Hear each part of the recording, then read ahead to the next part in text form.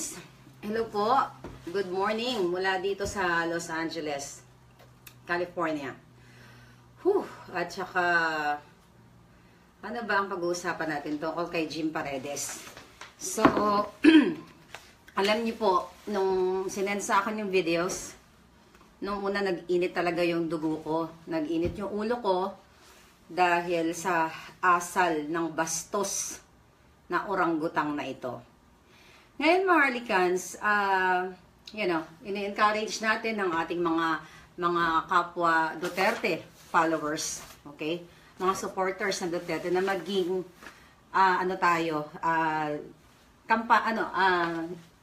yung hindi tayo nakikipagbangayan o hindi tayo dapat naging barbaric.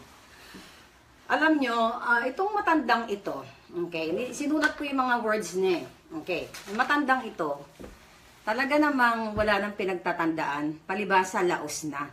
Okay, but bago ko siya gisahin ng bonggang-bongga, gusto ko lang pong saluduhan, okay, sasaluduhan ko po yung youth, Duterte youth, okay, dahil sa ipinamalas po nilang self-discipline, okay, yung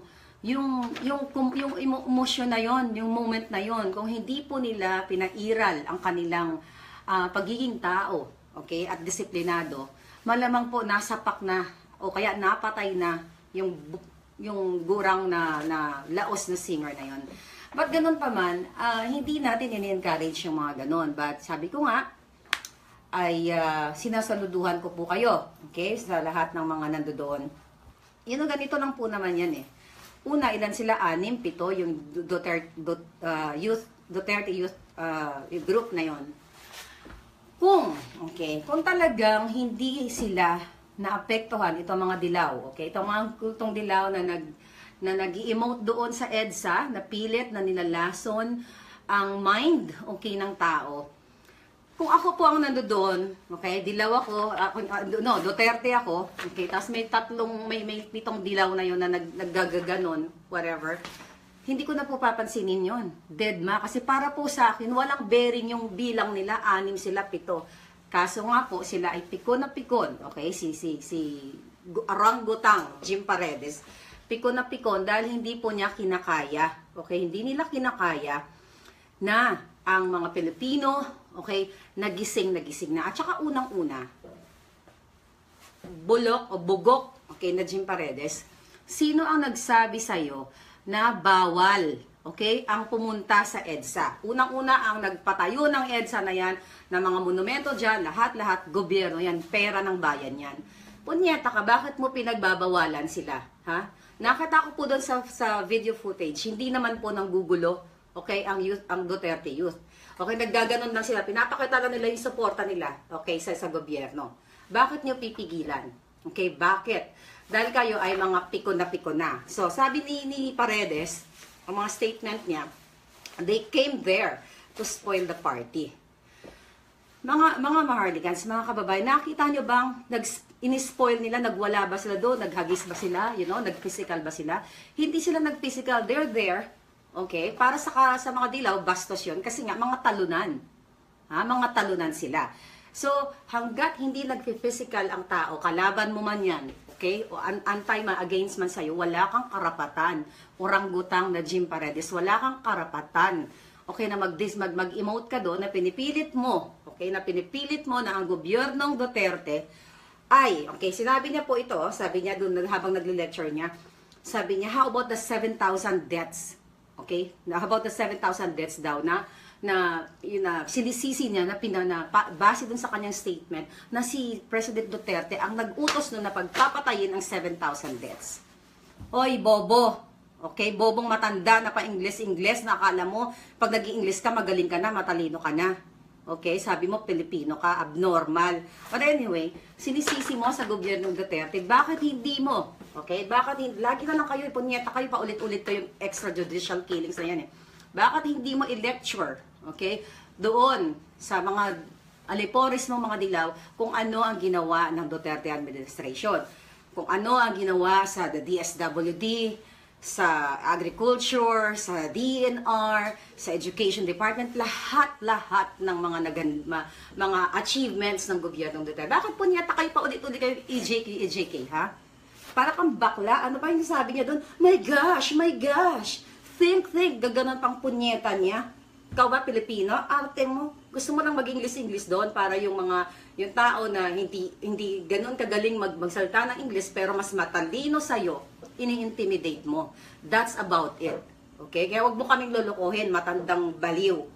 Okay? Ano pa? Sabi niya, bakit ba kayo nandito? Bakit? Kung nandoon sila, bakit sa'yo ba yon?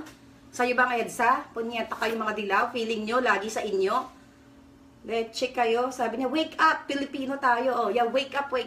Yeah, dapat talagang wake up. Talagang awake na kami. Awake na ang mga Pilipino. Demonyito ka. Sabi niya, Pilipinos, English. Buti sana kung English mo tuloy-tuloy eh. Na talagang you're born in talagang slang na hindi ka marunong magtagalog. That man, maintindihan ko. Maintindihan ko na hindi ka marunong magtagalog, but Pilipino ka. Pero yung nakakapagsalita ka naman ng Pilipino, nag-i-inarte ka doon, demonyo ka. Ano pa? Tapos sabi niya, look at me. Di ba? Ang yabang eh. Pero you know what? Believe ako dito. High blood ako. Believe po ako talaga dun sa mga batang, mga Duterte youth na yun. Dahil po kung ako nandun, I don't know. Na-boxing ko na yung pagmumukha ng matandang yun. Nagpa-practice pa naman ako mag-boxing. But anyway, ano pa ba mga chika ng demonyitong oranggutang na laos na ito? Okay, ito nakakatuwa. Nung sinabi nung isa sa mga sumasagot sa kanya sa Duterte youth na yon, sabi niya, pinaprovoke niya nga, di ba? Chinichika niya. Tapos sabi nung isa doon, sabi niya, ano bang nagawa ni Duterte? Ganyan. Tapos sabi nung isang youth, sabi niya, one of our barangay is very safe now. See? So wala po siyang nasagot doon. Okay? Sabi ng Duterte youth, ng kanilang barangay ay ligtas. Okay? So wala siyang nasagot. Dahil po yun yung totoo. Ikaw matanda ka, matanda-tanda mo na, hindi ka pa rin nagbabago. Pilit mo, pinitwist, ang mga kabataan. Yung mga pumunta doon, mga bayaran, may sinend akong tao doon. I have my own footage. Punyeta ka, hindi lahat na nandoon, dilaw. May sinend akong tao doon para i-monitor ka, gago. Punyeta ka. Ano ba sinabi niyang Corimao? Tignan natin.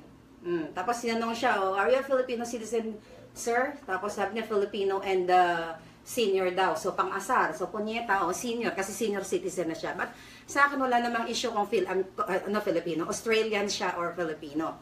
Whatever kung ano niya. Kasi hindi naman siya, wala naman siya sa office. But, yung asal.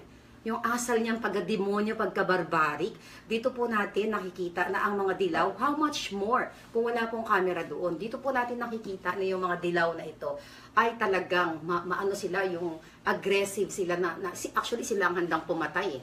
Yung mga ganong attitude po, sila ang handang pumatay at manakit ng kapwa. Kasi kung ako doon, dead man lang kayo. 7 lang kayo eh. Diyos ko, walang bearing sa akin yun. Yung mga bashers nga dyan, mga punyeta, diba? Dead man lang ako, diba? Ano ngayon? So, ganun lang po yun. Ngayon, kaso nga lang, kaya tinitira tong youth na to, tsaka tinitira tayo, kasi nakakapuwing po tayo eh.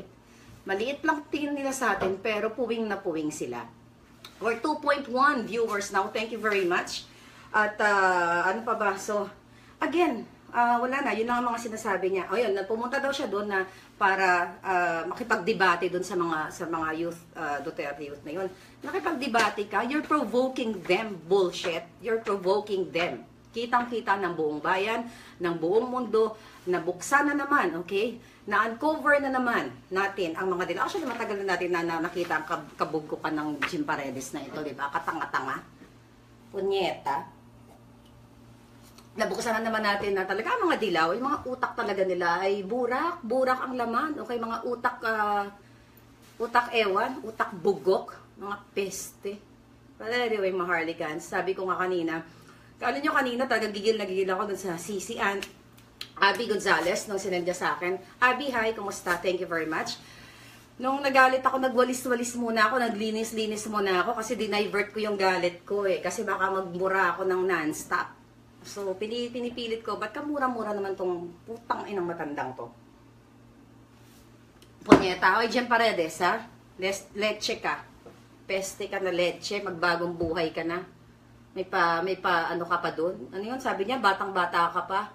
At marami ka pang hindi nalalaman. Tanga, ikaw ang ikaw, yung kanta mo, hindi mo isinasabuhay. Okay? Na hindi mo alam. Lagi yung sinisisi yung mga extrajudicial na gawa-gawa ninyo, pesting yawa kayo, mga hayop. O, diba, mga harlikans? So, basta cool lang tayo. Ako na lang buboljak sa taong yan pag nakita ko. Matanda na yan. Baka isang sapak ko lang yan eh. Yan lang, cool lang tayo mga harlikans kasi united nga tayo, di ba? So again, okay, actually nagiinit ang dugo ko pero again, mga harlikans, mamaya po, okay, 2 p.m. dito sa Los Angeles, California, sa baba ng Philippine Consulate, doon sa ground, magkita-kita tayo at lalo nating aasarin sa katotohanan. Okay? Sa katotohanan ang mga dilaw na tayo all over the world na mga Pilipinong gising na gising at mas mamatalinong mag-isip sa mga dilawan ay nagkakaisa at sumusuporta sa ating sambayanang Pilipino at syempre sa bonggang-bonggang presidente, di ba? So mabuhay po kayong lahat at tuloy ang laban kahit po ako yung nag-iinit pag may mga ganun pong mga komosyon sa mga aatenan yung rally or prayer later mamaya. Kulang po tayo, okay? Dahil ayaw po nating manakit ng kapwa. Hayaan lang natin by words, you know, murahin natin yung mga pesting yan. Pero wag po tayo maging physical dahil wala pong nananalo sa ganon, okay? Mga maharlikans, hindi po tayo makipagbugbuggan unless nayayain na lang tayo sa ring, you know?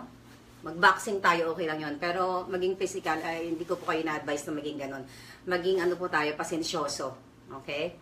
Maging basta self-discipline, self-control. Yun ang natutunan natin dito sa youth na Duterte Youth na ito. Mabuhay po kayo sa Duterte Youth. Mabuhay kayo ng bonggang-bongga at sana dumami pa po kayo at dumami pang magising dahil sa inyo. Again, sa mga dilawan, hindi sa inyo ang EDSA, hindi sa inyo yung mga rebulto doon na mga yung abnormal na Aquino. Check kayo. Kalam nyo sa inyo lahat. O sige na po, mabuhay kayong lahat at maghahanda ako. Magsisimula pa lang ang araw ko dito at mamaya 2 p.m. meron tayong pagtitipon. So again, mabuhay kayong lahat.